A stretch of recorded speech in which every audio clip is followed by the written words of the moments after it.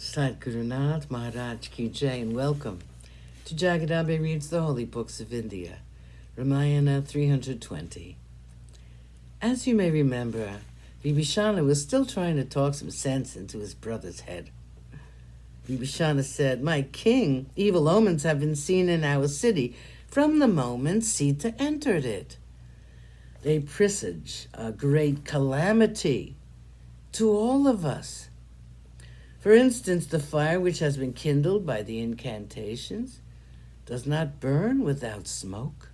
It emits sparks and belches smoke, which is dark like the night. The havis, which is meant for worship, is often polluted by ants. Cows have been giving very little milk, and not in profusion as they were wont to do. Elephants are listless, and they are off their food.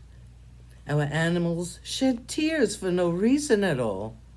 Crows are making a raucous noise all the time, and they sit on top of the vimanas. Eagles and other birds of prey are wheeling about in the skies. Jackals make mournful music throughout the night.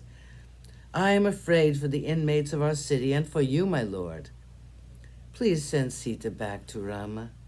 Please do not for a moment think I am saying this to save myself from destruction. I'm not worried about myself. I'm afraid for you. I'm frightened of the fate which awaits you if you persist in this path you are walking in." The many ministers who spoke to you last night in the council hall were silent about these omens, which have been observed by each and every one of them. It is the duty of a minister to tell the king everything, whether it is good or bad. It is for the king to decide on the course of action he should adopt. My dear brother, I beseech you, return Sita to Rama and live in peace. Vibhishana's words were well meant, and they were logical, and he had explained the urgency of the act he was suggesting, returning Sita to Rama. However, Ravana would not listen. Blinded by his intense love for Sita and by anger, which was second nature to him, Ravana spoke harshly. He said, "I do not see any danger from the enemy. Rama will never get Sita back. I can assure you of that. Let Rama ask for the assistance of Indra and the entire heavenly host. That will not make me frightened of him. How can he face me in battle? I do not need the advice born of cowardice." Ravana stood up and signaled to Vibhishana that he was not willing to listen to any more of his words. The talk was ended, and Vibhishana had to go back without having achieved anything. Ravana loses Vibhishana. Ravana was worried. He thought that another council of war had to be assembled. He called for his golden chariot and went to the council hall. The Rakshasas, who were his guards, went in front of the chariot with their weapons, and a small army accompanied the king when he went to the council hall.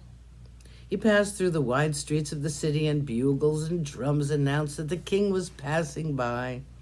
The white umbrella was seen by the citizens, and they stood watching their glorious warrior king pass by. They were very fond of their master. Ravana reached the council hall, and he was greeted by words of felicitations and praises by those who stood at the doorway. Ravana walked with kingly strides to the throne. It was a magnificent hall, which had been wrought for him by Vishvakarma. It was said to surpass even the great hall of Indra in its beauty and magnificence. Ravana sat on the throne, and near the throne were placed seats which were covered by rich brocade.